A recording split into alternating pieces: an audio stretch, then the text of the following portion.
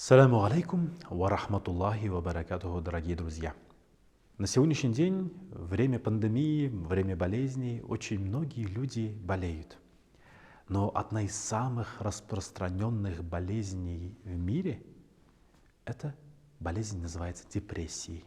Та болезнь, побочным эффектом которой человеку белый свет становится немилым.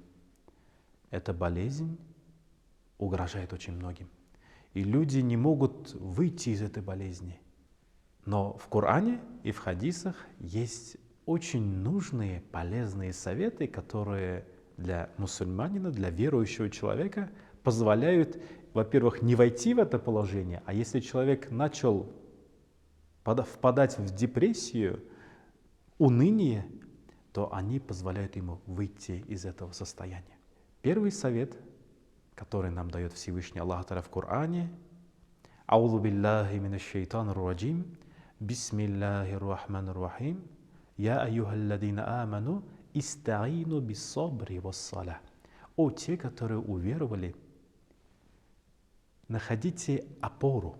Что такое опора? Слово вообще «истаину» с арабского языка переводится как: если человек потерял опору, начал падать, чтобы не упасть, он или за что-то ухватился, или на что-то нашел точку опоры. Например, когда человека болит нога, он берет себе палку, трость или костыль и на него находит точку опоры.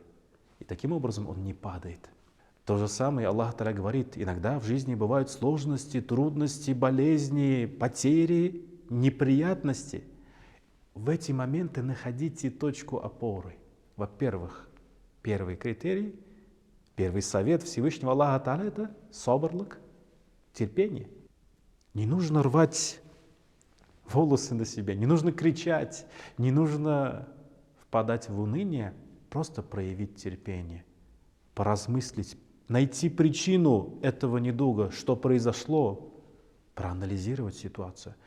И тут же Аллах Та'аля говорит: «Вассаля». Тут же вставайте на молитву.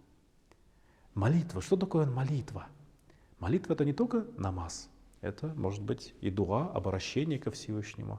И вообще слово намаз, ас-саля, молитва, происходит от глагола силятун, связь. То есть поддерживаете свою связь со Всевышним. Недавно знакомый был в командировке в Северном полюсе, представьте, пустыня из снега.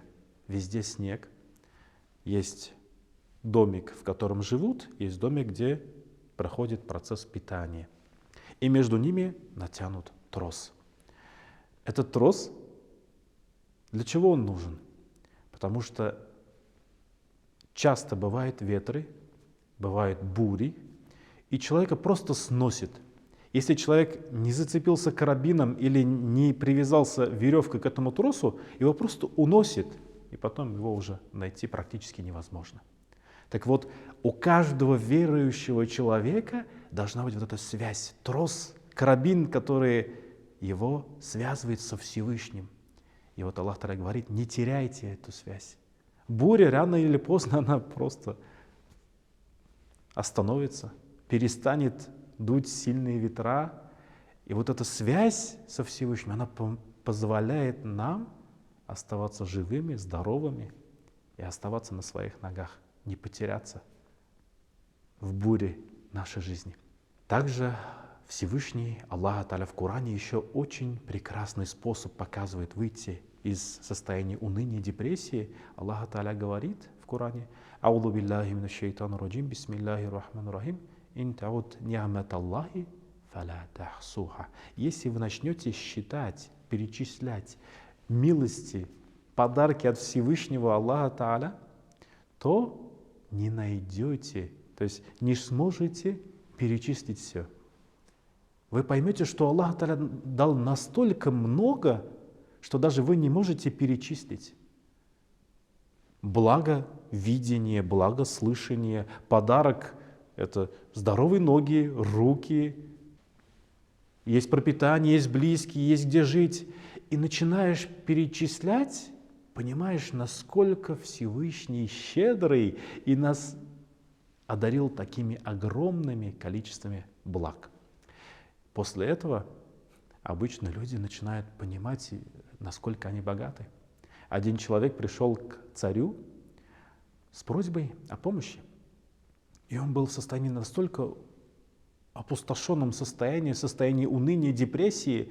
Он сказал, что нет ничего, белый свет для него не мил, потому что есть долги, нечего кушать.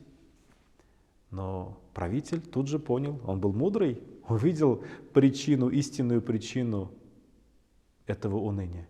И сказал: да, хорошо, давай я тебе отдам 1 мешок золота, но взамен ты отдай мне свой глаз.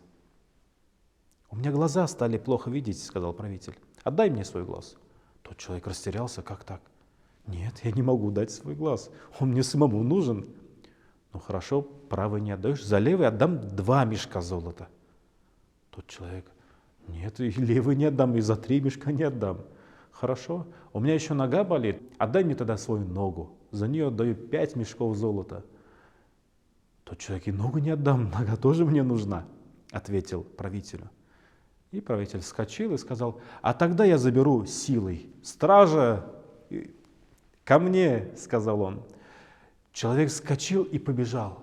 Побежал, пока его стража не схватила, силом не забрали его части тела. Сам бежал в страхе, но радовался. Смотри-ка, какой я богатый. У меня есть глаз, 1, 2 глаз, руки, ноги живые. Какой я богатый, бежал он и радовался. Правитель добился своего, вывел человека из состояния уныния. То же самое Всевышний Аллах Тааля каждому из нас дает рецепт счастья. И пророк Мухаммад, алейхиссалату вассалям, в одном из своих хадисов, изречений, советов говорит: поистине по-настоящему счастлив тот, кто в мирском равняется на тех, кто ниже его по состоянию, он смотрит на них, видит их состояние и благодарит Всевышнего Аллаха Тааля за то, что у него есть. Например, есть у нас машина, да, возможно, она не новая, но есть люди, которые совсем без машины, и тот, у кого есть машина, он радуется. Если вы будете равняться на тех, кто повыше вас статусом, у кого есть новая машина или летает на вертолете, скажем так, то вы будете постоянно в состоянии уныния и состоянии неудовлетворенности. Вы всегда будете стремиться к чему-то обладать, но не сможете этого достигнуть. Состояние радости будет тяжело достижимым. Для вас есть пища для размышления, можно сказать так.